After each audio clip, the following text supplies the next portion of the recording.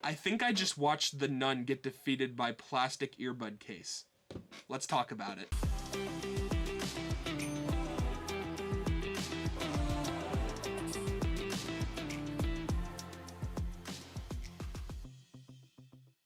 Welcome back, everybody, to another video. I just got back from seeing The Nun 2, and I have definitely a lot better things to say than the first Nun. Was not a big fan of the first Nun movie. It was alright, but this is definitely a massive improvement. So right before we dive into the video, do remember that there will be spoilers in this video, so if you haven't watched the movie yet, save this and then come back later after you've watched the movie. But yeah, guys, if you are new to the channel, consider subscribing. If not, I hope you enjoyed the video anyway, and let's get into the review. So I think the biggest thing as far as the good goes here that I have to say is that in a lot of these horror movies, you know you're gonna get the jump scares and you know you're gonna get but in this one, we got a lot of small surprises. Here's what I mean. For the final fight, or ending, it felt like they were just going to do this thing where it was the nun and the one guy that was possessed. And then they turned it all on its side and said, no, add like the demon goat in there. And I thought that was an awesome twist, because they were looking in the stairwell and you're expecting to see the guy or like the nun. And we see this thing running around. We're like, what is that thing? Is that like a beast? Like, what is it a hellhound or what is that thing? And you never like get like a great shot of it. And that's what made it scary. You had no idea what it was. I was really into it. I thought it was really cool. Another one of the small surprises was the eyes. They kind of brought that in at some point, and they had like, it was just like, or I don't know. I thought it was a really cool way to enhance the story a little bit, rather than just saying, "Get away, demon! Get away, demon!" You know, say it 3 times and they'll go away. No way. I think probably my favorite thing from this movie versus the first one is that it just had a focused plot this time around. I remember the first one, and sure, there's a lot of scenes where little scare here, little jump scare here, and little jump scare there, possession. But it didn't have like a direction that it was going. It was just kind of like, get the nun out, save the sacred grounds. Where do we go from here? You know what I mean? This had like a thing of like, don't let the nun get to power, and there was an object, there was a goal that they had, that if they let her get this power, that it was all over. I think another part, there were a lot more intense scenes. Specifically, there's a scene in here where they go into like the tower, and like she has the artifact, the little girl has the artifact, and she's like running. I think that part, and like the music that played, even like they, Sister Irene was like getting into the car with her friend, and they were like driving. It was like very intense, like we gotta get there before it's too late. And there was just so much, it was so intense. It was like, oh, they gotta get there. And you felt this sense of like pressure that just, to me, the first one did not have. They were all in the same place, and it was just kind of like, oh. And we had the whole movie with these characters. They actually did a pretty good job of like developing some of the characters, especially the little girl's character. I thought was really well done. There was also some really like good things established in the beginning of the movie. Like, I'll tell you straight up, when they were talking, so in the very beginning of the movie, these 3 girls play a trick on the one little girl, and they tell her to like look at the eye of the goat.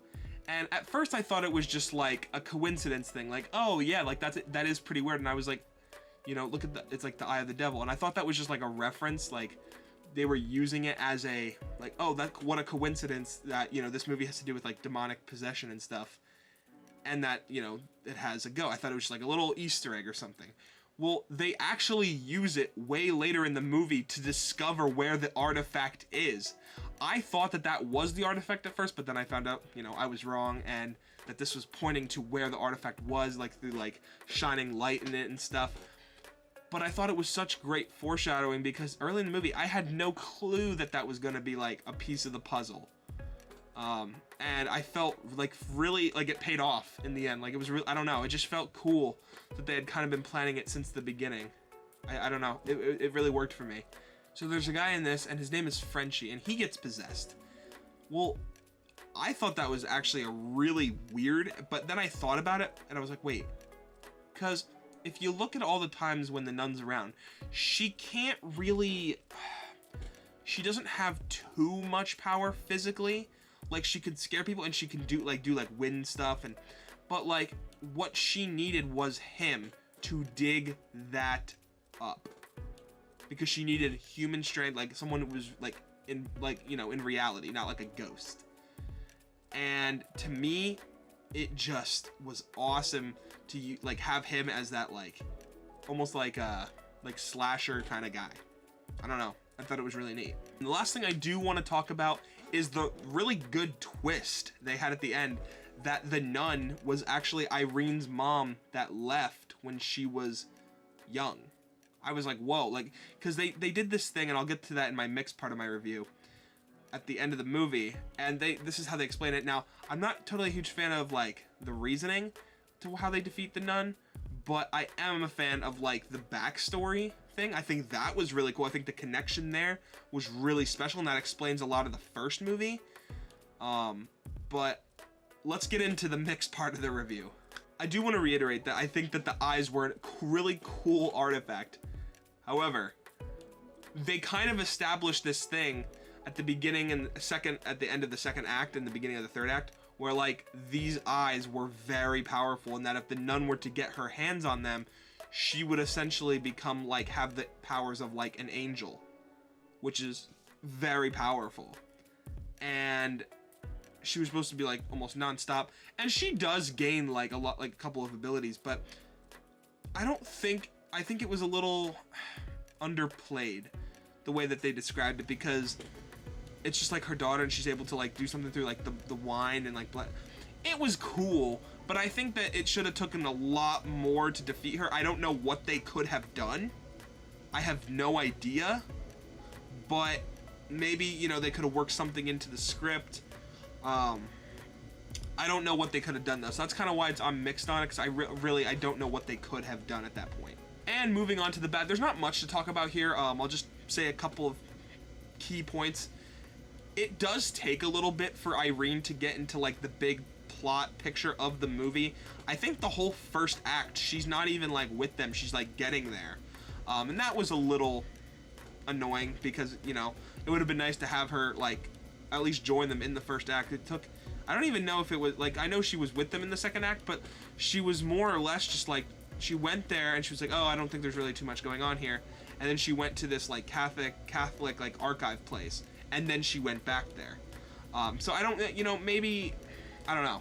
I'm kind of torn on it, but I'm not sure. I kind of wish she was along for the ride more. The one thing that I really want to talk about here is, in the trailer, there was a specific scene I remember where all these nuns are standing in a circle, like on like a street, like an alley kind of thing.